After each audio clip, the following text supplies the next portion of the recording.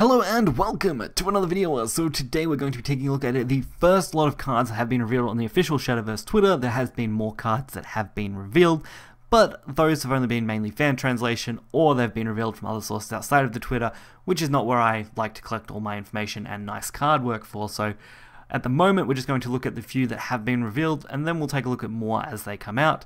You can find all those on a link in the description below for any cards that do come out as soon as they come out, as I use that quite often to congregate all that kind of information. So the first card here is Tetra Sapphire Rebel, a 4-drop 3/4 legendary for Runecraft. It is a Machina card, which is the new trait, which is great.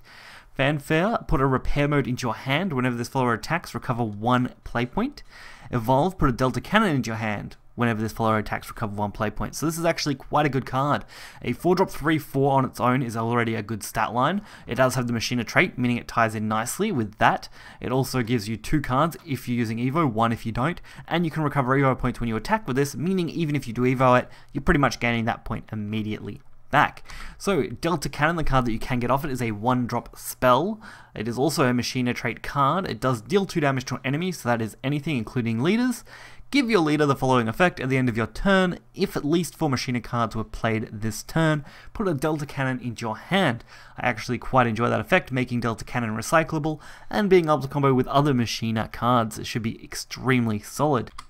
Then we have Repair Mode, a 1-drop bronze spell. It is a neutral spell, but it is one that you get from a lot of these cards. It restores 1 defense to an ally. If this Machina follower, restore 3 defense instead. So still not bad and should fit with Rune quite nicely, being a spell card, but since it is a neutral, it does come off other Machina cards as well.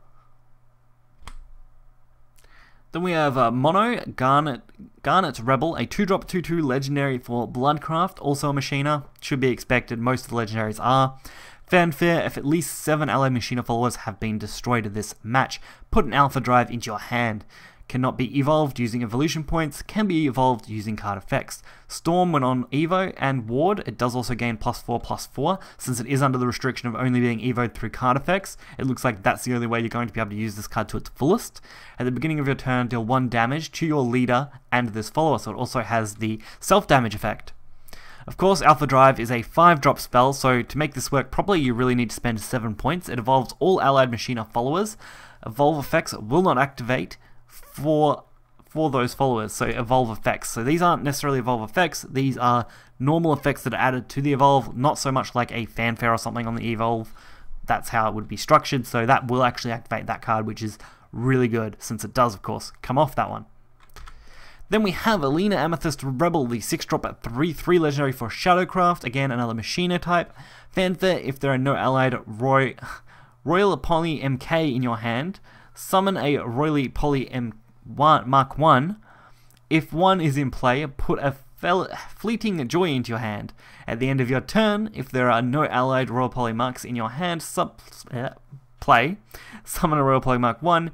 If 1 is in play, put a Fleeting Joy into your hand. So it's basically just repeating the same effect over and over again. You do get, of course, the initial Fanfare, and then you get the end of turn, which actually makes this card quite valuable, because, of course, the Royal Poly MK1 is a 4-drop 2/2, so its stat line overall will be a 6-drop 5/5 split up, which is not bad. This also has Ward protecting you, and can't take more than 1 damage at a time, meaning you are going to have to kill it through 2 sources or a destruction spell. And then Fleeting Joy is a 1-drop spell card. Of course, all these are Machina as well.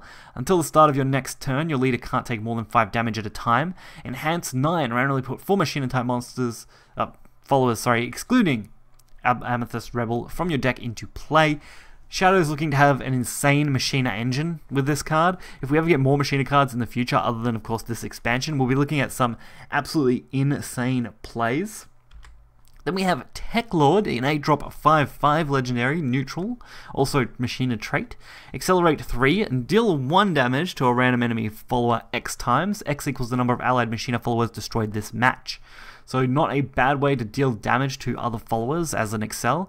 And of course, for its Fanfare, it is randomly summon a copy of one of the highest cost allied Machina followers, excluding Technolord, that has been destroyed this match. Another actually quite good card, and I see it has potential, although it is a 8-drop, which is a little high, it's a little slow. But being able to get 2 bodies out of this, probably 2 reasonable bodies, shouldn't be impossible. And it may be comboed with a Burial Rite Machina Shadow deck. You've got a lot of potential.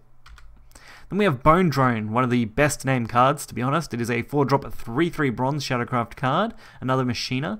It's a fanfare and last word, summon an assembly droid, and then of course retains the last word for Evo.